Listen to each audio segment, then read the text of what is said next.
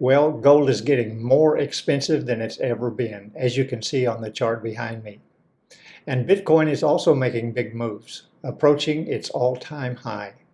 Well, those are just a couple of the things that we will look at in this video, all to help you be more profitable in your trading. So fasten your seatbelt and let's get started.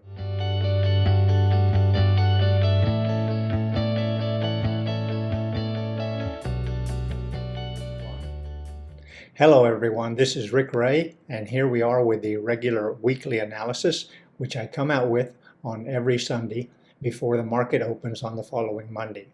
This week's trading is starting on the 4th of March, and as usual, we will look at the high impact news, the fundamental items that we need to be concerned about, which affect the movement of currencies and commodities, and this week we have a full calendar.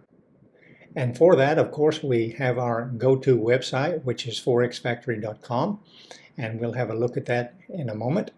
And then for sure, I will go over the trade setups, which I shared with you in last week's video. So we'll look at the profit and loss, and then my pending orders, the trade setups that I have in place for this upcoming week starting on the 4th of March. And I do all of this to help you make profit in your Forex trading.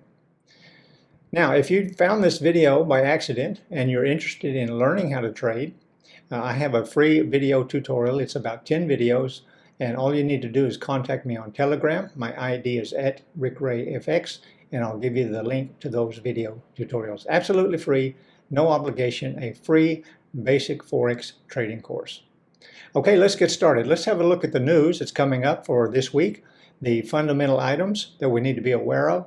And here we have a screenshot of forexfactory.com, and I won't take the time to go through each one of these individual items. I've highlighted some of them. You can take a screenshot if you want, but just to alert you to the most important items, and that will be Federal Chair Jerome Powell will be speaking on Wednesday, so we need to be aware of that.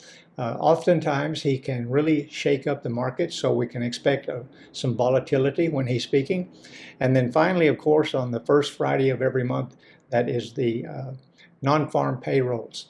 And that is very, very important, especially as we're looking at possibility of gold increasing, becoming more expensive. If the data that comes out on the non-farm payrolls is good for the U.S. economy, that could put pressure on gold, and we could see a reversal of the prices that we saw last week. But more information on that as we get into the trade setups that I have planned for this upcoming week. First, we'll have a look at the profit and loss that was incurred from the trade setups which I shared with you last week. And starting off with gold, what an amazing week it was. If you remember, I told you that gold is bullish above 2025. All right, that was in last week's video. And if you see on the chart there, we did bounce down on Monday to 2025. And if you took that trade, if you had a pending order in place at 2025, and then you could have got 141 pips as it moved up over the next day. And if you could have done, as we should do, rinse and repeat, all right, close your trade, and then when gold went back down again to 2025, have another pending order, a second entry, and rode that one up over the next 3 days for a massive gain of 600 pips. And you know, if you trade Forex at all, that one standard lot with a move of 600 pips is equivalent to $6,000 over just a 2-day time frame.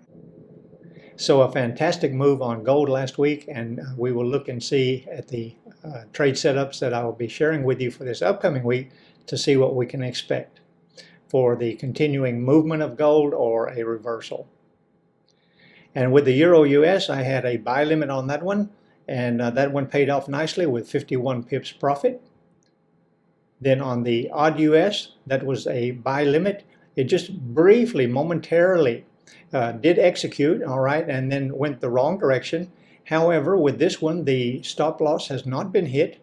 All right, I have my stop loss at 100 pips below the price, so that has not been hit. This trade is still open, and now you can see from Friday's session is starting to move back up in the right direction.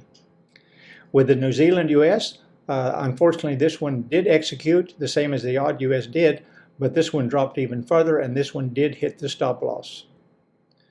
With the pound US, this was a buy limit, and we got a measly 37 pips out of that one last week.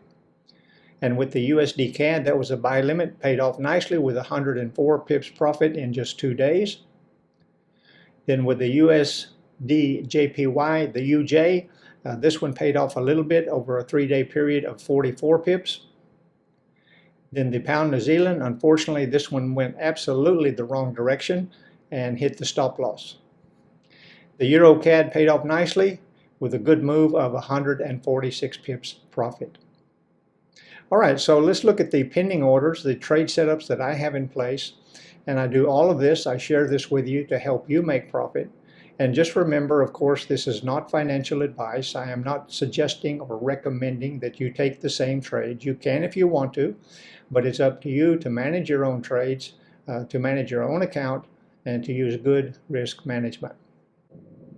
So here we are looking at gold, and look at that amazing candle, a 4-hour candle on the closing session in the US on Friday, and gold just took off like a ballistic missile.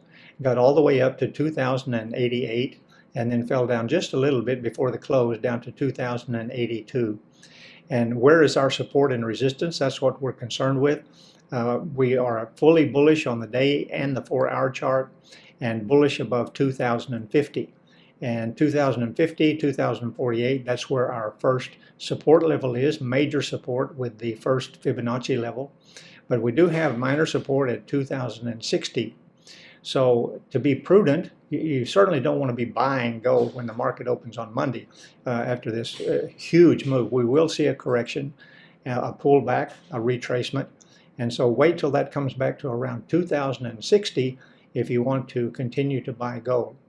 You know, just be patient. All right, it will retrace, it will come back. Don't chase the candles, for sure. Let the market come to you, and you can be profitable trading Forex. So wait for it to come back to around 2,060, and be cautious. It could come all the way back down to 2,048, 2,050, our major support level. But remember, according to our economic calendar, we have the non-farm payrolls to be concerned about on Friday, and that is going to be a big mover, a big deciding point for the direction of gold.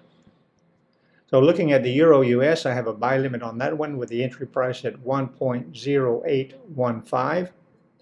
For the odd US is neutral, okay, and neutral means no trade, no clear direction on the Australian dollar and US dollar. With the New Zealand US, this is a sell. Okay, market execution. When the market opens on Monday morning, sell the New Zealand US dollar. The pound US is a buy limit, all right, with the entry price at 1.2645. The USD CAD, a buy limit with the entry price at 1.3540. And the UJ, I'm really just want to take a break from the UJ. As you can see, I've zoomed out on this chart here, and what we see around this 150 zone, okay, is a very, very volatile area, and we're seeing a lot of sideways movement. You see that big drop that we had last Thursday and last week, and there was no announced data that came out. I don't know the reason for that. It may, perhaps the Japanese central bank tried to intervene and prop up the currency. We saw a big drop, but then it came right back up to where it was. So around this 150 zone, a very, very important psychological zone, we're either going to continue higher, or you know, it's already consolidated there around there for a couple of weeks. But there's just no clear direction. When it's zigzagging like this for such a long period of time, I'd rather just take a break from the UJ. We can trade other things. And then finally, the pound New Zealand, okay, I have a buy limit on that with the entry price at 2.0650. And then with the Euro CAD, a buy limit on that one with the entry price at 1.4640. And I always like to throw in my Bitcoin chart. Okay, I do not trade Bitcoin. I do not buy and sell Bitcoin. I just buy, all right, on a DCA basis, dollar cost averaging, and not looking at the price, just buying as an investment for the future. And as you can see, that green line there, that's 60,000, and it looks like we might possibly consolidate in that area. We don't know. I don't try and predict what the market will do. I react to what I see. But what we did see for a couple of weeks, that it's consolidated between 50 and 52,000. Between 50,000 and 52,000, we saw a sideways movement, a consolidation, setting new market structure. But then once it broke above 52,000, it never looked back. All right, it just kept going up to 60,000, broke well above that, and then we had a high last week of 63,000, and now it looks like it might consolidate and go sideways for a while before we see continuing higher prices. So very, very exciting to watch Bitcoin. I hope that you are investing in Bitcoin as a great digital asset for your future. And if you are interested in crypto as a digital asset, particularly Bitcoin, I do have some videos on my YouTube channel to help you get started, to learn about hot wallets and cold wallets, how to self-custody, all right? And so if you're interested in that and getting started, then feel free to search for those on my YouTube channel. And now the question of the week. Well, what do you think is going to be the price of gold next week? We see that we're very, very close to 2,100, which is an all-time high. Yes, it did get up above that on 4th of December last year, but then fell very quickly back below 2,100. So will we move above that and close above that and continue to higher prices? What do you think? What do you expect for the continuing price of gold? Let me know in the comments below.